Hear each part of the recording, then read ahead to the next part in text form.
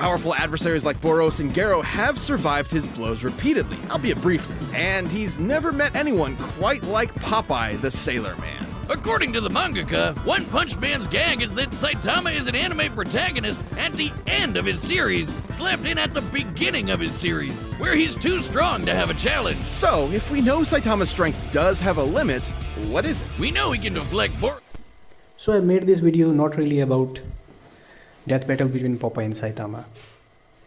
In fact, the point is not to prove or disprove who would win between Popeye and Saitama. In fact, both of these characters are my favorite characters. I've been watching Popeye since I was a child, and in fact Popeye has been my favorite character since I was a child. I really like the character.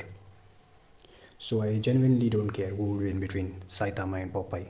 I just finished watching Saitama's anime.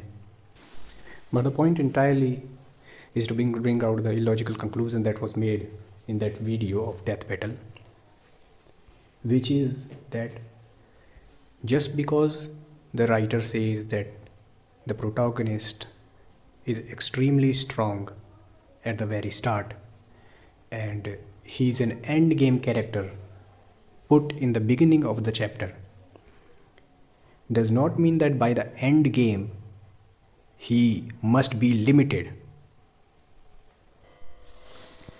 In this anime, the writer has never said that Saitama is limitless, and the logical conclusion is that just because someone does not say that the character is limitless does not mean that you have a right to assume that he isn't limitless,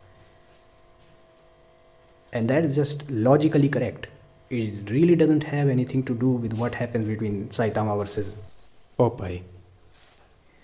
So, and remember that the sentence "be at the maximum power level," which could be only be attained in the final chapter of a usual manga, this sentence doesn't necessarily mean that the maximum power level must be limited. So that's something you have to keep in mind. And that is literally my only problem with what Death Battle has said. There's really not much other things about this topic. There's really not too much field of scope of discussion here. The only thing and the only problem with what they have said is their illogical conclusion, the logical error that they have made in their video. It's not about Popeye versus Saitama.